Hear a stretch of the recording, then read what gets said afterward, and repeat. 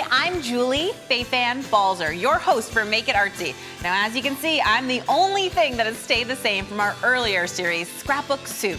This brand new show is dedicated to the artist in you, that maker spirit that extends to every part of your life. Join us this season as we move beyond paper and unleash a new look for crafting with a touch of industrial style. It's all about techniques you can apply to many different projects. Our topic today is books, and we're starting with Joe Rotella, who's going to be here all season with amazing tools. And the first thing he's brought is, well, I hope it's a gift for me, because I want to take it home. It's like a terrarium or a garden inside a book. So what we did is take a book and carve a niche in it, and we use that niche as a planter, but you could use it to make a little shrine, you could use it as a book safe. So once you get that hole in the book, it's totally up to you. Cool, so we have a lot of tools and I want to get started. How do we start? So first, I want you to choose a book, even if it has a paper cover, just make sure that you like the hardback cover that's on that outside, that looks good. Make sure that the spine is nice and stable and it stays together. The first thing we want to do is take the first couple sheets and just rubber band those out of the way. The reason that we're doing this is later on we're going to use those sheets to fold back over the niche to cover up some of our work. Then we need to take this whole stack of book pages and bind them, secure them together. So it helps if you use a little bit of a spacer. And we want to put nails around a ½ an inch all the way around. Now you could use a ruler, but I make so many of these that I just cut a template out of a piece of chipboard. And no one's going to see the lines, they don't have to be perfect. These are just guidelines for you, all the way around, ½ an inch. Now you want to select a brad that is not going to go all the way through the pages into the back of the book. Now, I know when I think of a brad, I think of the office supply brad that splits open, but you're talking about a nail brad. Tiny, and this is a ½ inch brad. Now, if I try to hammer this, I'm going to clobber my fingers. So the little trick here is that we're going to grab it with a pair of needle nose pliers, hold it right on our ½ inch line, get it started, and pound it all the way through. And you want to go all the way around. So how many do you think you would put in on each side? Are you doing like every few inches? Well, that's a really good question. I tend to do 4 on either side here, and 3 here and here, because we're going to do the exact same thing on the back. And if I do 3, I know I'm between my 4. I'm not nailing it to the same place. So when you're done, you're going to actually have this whole thing bound as one solid block with the nails around both sides. Cool. Good? Now, we're going to scroll saw this out. So in order to get the scroll saw into the center portion of the book, we're going to have to drill pilot holes, but you can't cut right through your pages. It'll tear. We need to put wood on top. So we can take one of our books, and I've got one right here, already nailed, and we're going to cut a piece of wood that exactly fits on the front and the back, and that's called a backing board. I've got one here all measured, ready to go. Okay, so I'm going to put on my safety glasses, of course, because whenever you're working with tools, you want to do that. And we're going to go ahead and turn on the table saw. I think you showed this to me earlier. Is it this button here? That's it. There you go. And I'm just going to know that my thing is all lined up here. I'm going to push it against it, being sure to keep my hands out of the way. The safety is going to lift, and I'm going to very carefully, keeping my hands to the side, push it all the way through. And in no time at all, boom, there you go. I'm going to have it split, and I'm going to go ahead and turn that off, because I know that you have one, right, that's already cut. I have these already done, but this little 1/8 inch plywood is perfect task for this. So I've got one cut here. Remember, we're going to have one on the front and the back. Here, what we want to do is mark 1 inch all the way around. So again, I've used a template. I love the idea of templates, because I do think that, especially for different things that you do all the time, and certainly regular measurements like 1 inch and ½ an inch, you might as well just have those templates around, because I use them all the time for paper crafting, for book binding, for all sorts of stuff. There's no reason to measure that over and over. Why reinvent the wheel, right? So this is the niche we're going to cut out.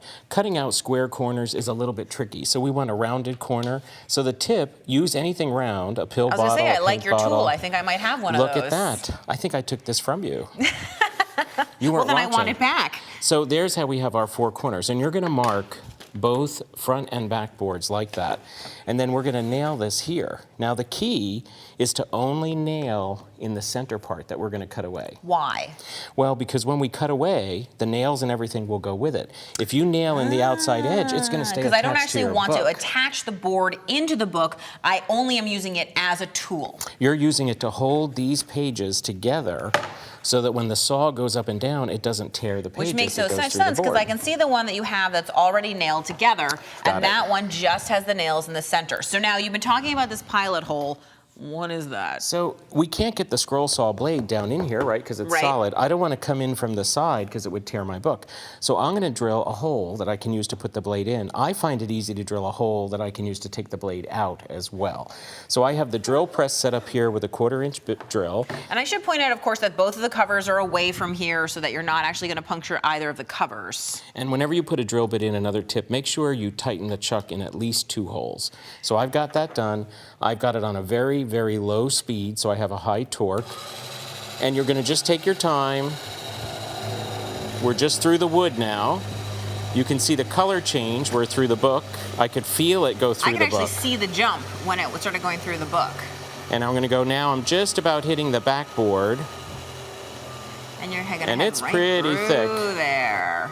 There we go. Really cool. And you just bring that handle down. I like how you go so slowly, because I think sometimes people tend to, with a drill press, want to just sort of grab it and yank it really fast. And the reason I've done 1 hole here, but I'm going to start here, take the blade, come around, cut, and then I'll drill another hole just about here so that when I'm done, I can exit the book. Remember, the saw starts here? So I'll exit the book and come out about here. That's such a smart idea. So there's a little bit of an overlap right there. Good tip, because I've tried to make it back to the original hole before, and it go backwards doesn't is terrible. work out. It's terrible. So now we're going to go over here to the scroll saw.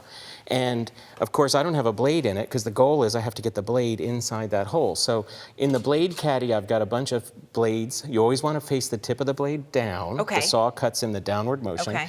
This has about 10 teeth per inch. You want a low teeth per inch when you're going through a thick material. I've got the safety here. Now this takes a little fiddling to get the blade down through the hole. But this is threaded. It's like threading a needle or something like that. This is a quick release blade though. At the top, there's a pin.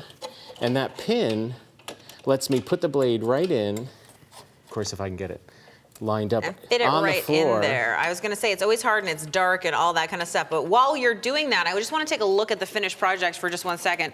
And I just want to point out that look how beautiful this is by using this, I think this is patterned paper or something on top of here. And you get to see some of the book. And I love how some of the pages are loose, so you still get the feeling that it's a book. And at the same time, this dimensional garden growing out of here, I can see that you could change it out. I think, you know, any kind of, these succulents are beautiful in here. You could do cactuses, whatever. And I see you're all bladed up and ready to go. So I'm going to start, get up a speed that I'm comfortable with, and I've got my glasses on, so those are my safeties. And it's real easy to just take your time, let the blade do the work. We're going to head over to that line, straighten it out a little bit.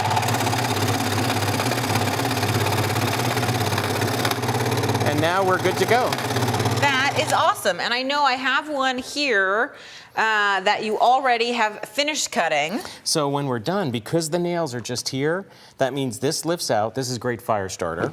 These aren't attached. They go out of the way. They're frames, in my opinion. Paint them up and use them as picture frames. Now, if you have a little bump where it starts, you could sand it the old-fashioned way or use a power sander, take that bump out, and you've got a book with a niche. And you can put absolutely anything in it. Coolest idea ever. I love it, Joe.